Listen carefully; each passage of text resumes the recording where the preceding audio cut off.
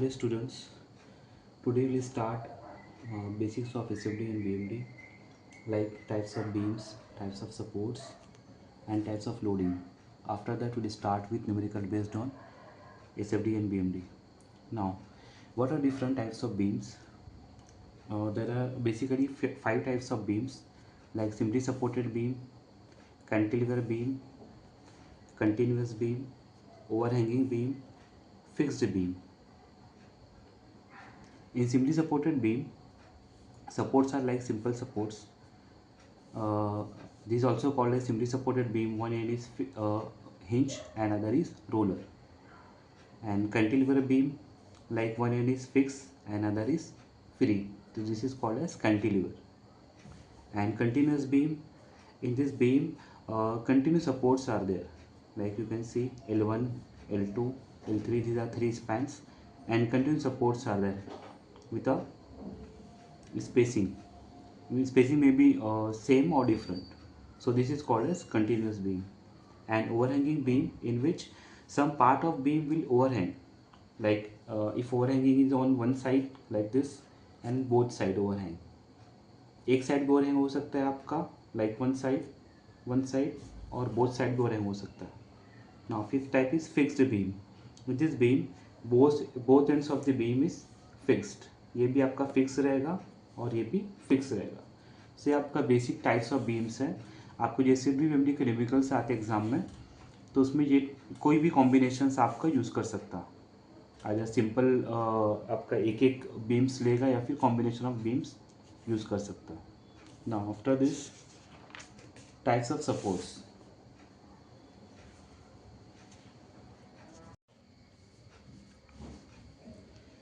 Now we'll see types of supports. There are basically 3 types of supports: roller support, hinge support, and fixed support. We have to see the number of reactions at these supports. This is very important.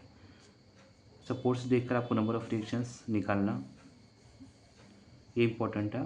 Roller support में number of reaction हमेशा 1 होता है, आप ध्यान रखो. Roller support को denote ऐसे करते हैं like this like this also. यहाँ पे स्पेस है, मतलब यहाँ पे रोलर्स एग्जिस्ट है. So this also types of roller support 1 2 3 4 and 5. आपका सपोर्ट कभी इंक्लाइन रहा तो आपका reaction will be like this, perpendicular support.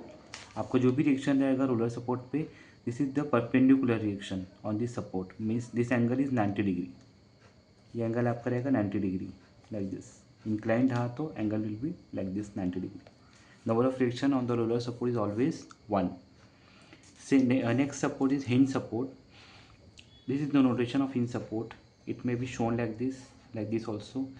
Number of reactions on hinge support is always 2. One is horizontal, second is vertical, like this. Horizontal reaction at this support, vertical reaction at this support. Third is fixed support. Fixed support, यहाँ पे आपके number of reactions होते हैं 3. One is horizontal, second is vertical, and third one is moment. Moment may be clockwise, may be anti-clockwise.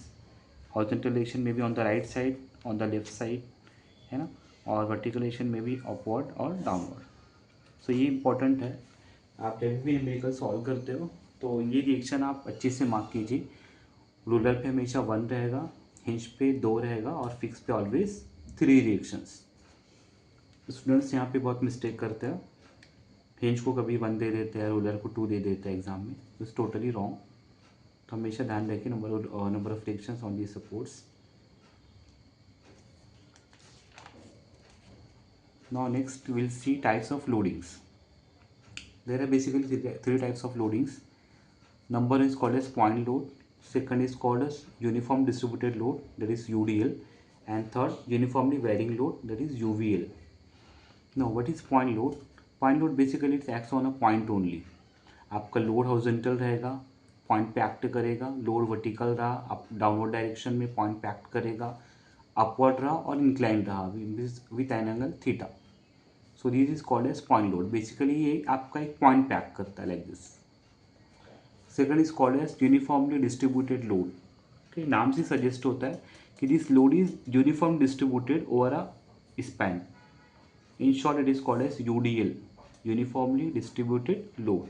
Okay, so आपको basically जहाँ पे भी UDL रहेगा उसको आपको कन्वर्ट करना है पॉइंट लोड में, लाइक दिस।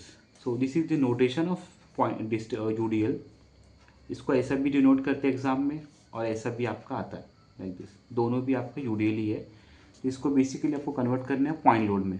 ओके, तो आपका जो भी स्पैन पे एक्ट हो रहा है ना, सपोज यहाँ पे आपका ये इतना यूडीएल एक्ट हो रहा है, तो इसका पॉइंट जो लोड रहेगा इसके हाफ पे एक्ट होगा, सेंटर ऑफ दिस, है ना। सपोज ये 5 मीटर है, तो 2.5 from this side, 2.5 from this side.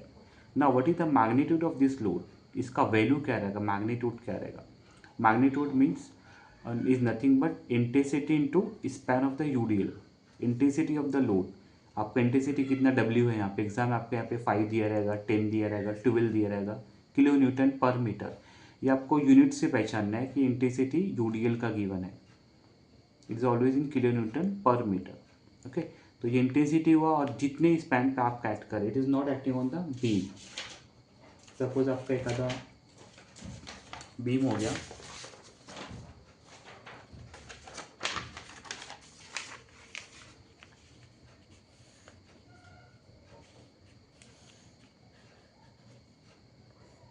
This is the beam and यहाँ पे आपका पॉइंट लोड एक्ट हो रहा है। Suppose this is what 2 metre, तो आपका जो यूडीएल है वो इसके हाफ पे एक्ट होगा, span of the UDL, not span of the beam. बच्चे यहाँ पे बहुत मिस्टेक करते हैं। यहाँ पे आपका पॉइंट लोड एक्ट होगा centre of this UDL of 2 metre, means 1 metre will be this and 1 metre will be this side. आपका यूडीएल के स्पैन के हाफ पे एक्ट होगा ऑलवेज। ओके, सो आपका ये हो गया L/2 एंड इसका मैग्नीट्यूड क्या रहेगा, intensity into span of the UDL, W into L. ठीक है, यहाँ पे लिख दिया मैंने magnitude of the point load W into L and point of application L/2 always. ये बहुत इंपॉर्टेंट है। फर्स्ट जहाँ पे भी आपको कोई भी न्यूमेरिकल में यूडीएल दिया रहा तो आपको उसको फर्स्ट स्टेप में उसको कन्वर्ट करना है पॉइंट लोड में, like this. Now third type is uniformly varying load, in short it is called as UVL. It is like a triangular loading, uniformly varying load, zero at one point, and it is uniformly varying to higher intensity, maximum at the another point. Zero and maximum, it is uniformly varying, so the name is called uniformly varying load. तो ये आपका diagram बन जाता है triangular nature का। Okay, सो अभी इसको convert करना है पॉइंट लोड में। कैसा, पहले हम लोग पॉइंट ऑफ एप्लीकेशन देखें कहाँ पे एक्ट होगा। सो तब दिस इज द ट्रायंगल, है ना, तो ये ट्रायंगल के सीजी पे एक्ट होता है। ट्रायंगल ऑफ सीजी क्या होता है आपका, ये सपोज ट्रायंगल का बेस हुआ और ये अपेक्स हुआ, तो बेस से सीजी हमेशा L/3 पे एक्ट होगा। ये आपका स्पैन L है, तो ये आपका बेस हुआ, ट्रायंगल का बेस हुआ, तो यहाँ से L/3 और यहाँ से अपेक्स से 2L/3। तो आप एक ही याद रखो तो भी चलेगा। आपको सब 5 मीटर गिवन है ना, तो 5/3 और जो भी आंसर आया 5 में से माइनस कर दो, आपको ये वाला मिल जाएगा।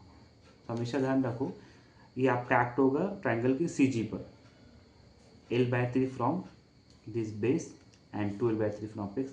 एंड इसका लोड क्या रहेगा, what is the magnitude of this P, that is nothing but the area of the triangle. ये आपका ट्रायंगल है, उसका एरिया क्या रहेगा, half into base into height. Base क्या आपका यहाँ पे L है और हाइट मतलब आपका जो intensity of UVL is given in the question, W kilo Newton पर मीटर। ये और ये half into base into height. यहाँ पे लिख दिया मैंने formula on this next page. Magnitude of the point load is nothing but area of the triangle 1/2 base into height, that is 1/2 base हमारा L है और हाइट हमारा W है, इंटेंसिटी ऑफ द यूडीएल। और point of application of this load L/3 from base and 2L/3 from apex. So these are the some basics. After that we'll see the very basic numerical of SFD and BMD in next video. Thank you for watching.